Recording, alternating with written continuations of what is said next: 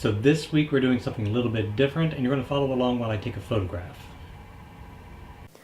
Welcome to the Naked Photographer, where I'll be exposing myself. No, I won't. That sounded better in my head. Most of the photographs that I make are fine art oriented. So I've got a running theme through all of my artwork, whether it be photography, sculpture, or whatnot, that looks at how knowledge is temporary and it can be lost. Information can be lost through changes in technology, and storage mediums become obsolete. It can be lost through damage to, say, libraries, and a variety of different things. What I'm looking at right now is how the knowledge and information stored on the internet can be made inaccessible. A couple years ago, 2016, late 2016, the internet was disrupted through a denial of service attack, the largest one that had been done to that time. And actually, I think the largest so far. Now that it's almost 2019, I don't think there's been another large one such as this. What made it unique are two different things. One, the size, and two, it came from the Internet of Things, not hacked computers. So objects like internet-connected toasters, refrigerators, security cameras, baby monitors, and a variety of other things. They were all hacked by most likely the Chinese, and then they attacked a company called Dyn, which acts like a switchboard. So when you try to go to, say, Facebook or Reddit, you don't just connect straight to them, you go to a switchboard like Dyn and then get filtered out from there. So all of these objects were ordered to ping Dyn servers all at once, shut it down. Millions of people could not access very popular websites like Facebook, Reddit, eBay, and a variety of others, Wikipedia and so on. So in this photograph, what I'm looking at is how these pieces of technology we bring into our homes, but they can be kind of the malicious intruder in the dark. So that's the premise. So let me show you what I've got set up here. I'm shooting this with my 4x5. This is a Senar hybrid. It's got P and F pieces on it that I've kind of put together over the years.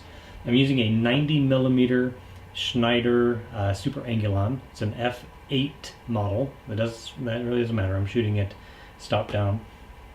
And then I've got some lights. So let's talk about the lights a little bit. The room is just a basic wall. Let me show you what that looks like.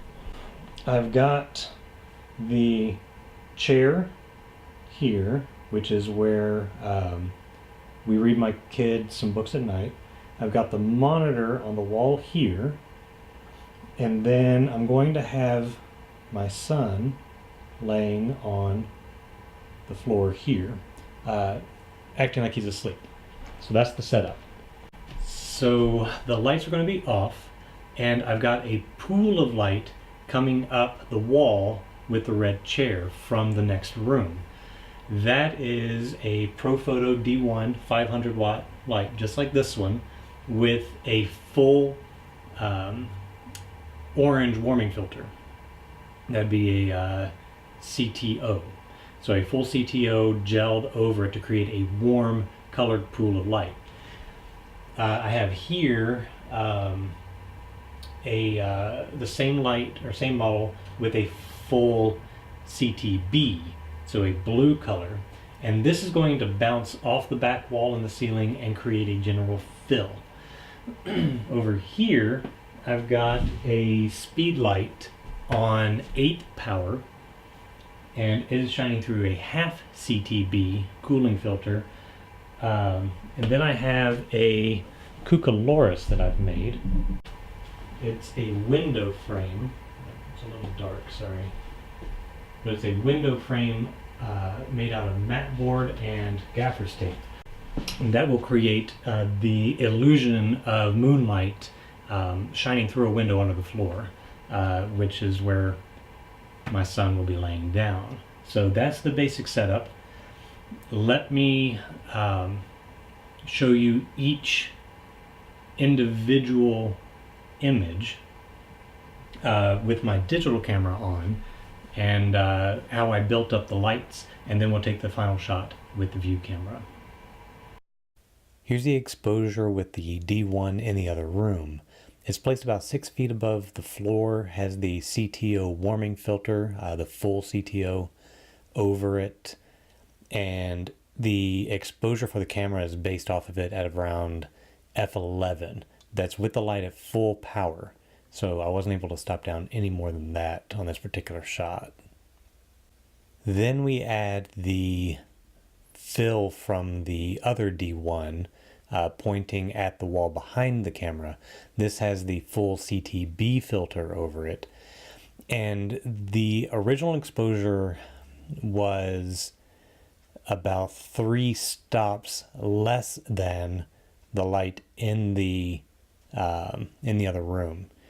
Now that's not a power setting 3 stops lower, that is measured 3 stops lower with the light meter up against the wall.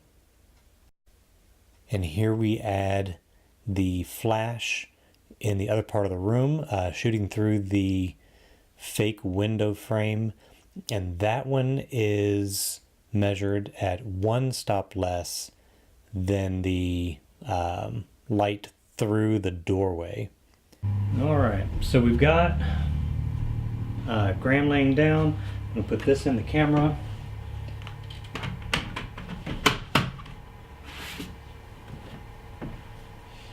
And swap my flash. Let's do a test. All right, Graham. Yeah. All right, and here's the shot.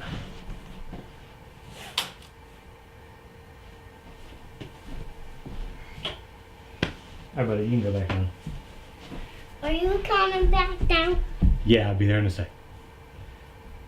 All right, so there you go. I'm using 3 lights, 1 for my key, 1 for major fill, and then a third one with the cookie to create an appearance of a window, moonlight coming through a window. I'm gelling with a full CTO to give a warm light over on this one, a full CTB for my fill light, and then a half CTB so that I've got a slightly more neutral window light through here. Here's the original concept for this photograph. This is really just kind of a rough draft. I took this particular photo before filming this video, so it shows the original conception of how I was imagining this. So it started life as a vertical image. I didn't gel the light, so it's fairly neutral. The shadows were pretty deep. It wasn't very well thought out. It was really just kind of an idea, and I shot it on a whim. And I used a longer focal length lens, so it was a little more zoomed in than what I ended up going with. So after looking at this and the results, I decided to rethink it. So now I'm rethinking this as a horizontal with a wider angle lens, swapping out the original 135mm for this 90mm to get more of the room. I'm also thinking of the model and having a presence of a person in the image rather than just the technology. Included in that rethinking was adding the gels. That gave me more of a warm light from the outside and then the cool blue light for the room. You may notice that Graham's pajamas are not the same one in the video itself. That's because I actually reshot this again because I originally completely underexposed the blue area, all the light that was filled in. I didn't have the fill light strong enough. But looking at this, you can see the red stripe on the right margin of the image. And after quite a bit of troubleshooting, I found I had an errant reflection from the frame of the bellows inside the camera, and it was reflecting onto the film, the light from the red chair. I also found that my C41 developer had died, and I wasn't getting near the density in the negative that I should. So we reshot it one more time after that. Which brings us to this. This is the final image, maintaining all the original components, but now I am bringing up the fill light even more, and I'm not getting as deep of a blue, which I'm fine with. It still has the impression of nighttime. It's using the same CTB filter, but because I'm exposing or turning up the power of the light, the filter is not as effective. The lower the power, the deeper that blue would come through. But I'm not really too worried about the power levels. It's more about the mood created from the difference between the blue filter of the fill light and the orange filter of the highlight light. I know a lot of photographers, when they make videos such as this, they show you the final image, and that's pretty much all that they show you. And I think it's important that when you're looking at someone's work and they're showing you what they're doing, that they show you not just the finished piece that they feel is a success, but the failures that it took to get there. And for me, it was only 4 failures to get to what I feel is a successful image for the concept that I had in mind. That's not always the case. Sometimes I get it the first time. Most of the time, it's several drafts later. But I'm not a spontaneous shooter. I'm a planner.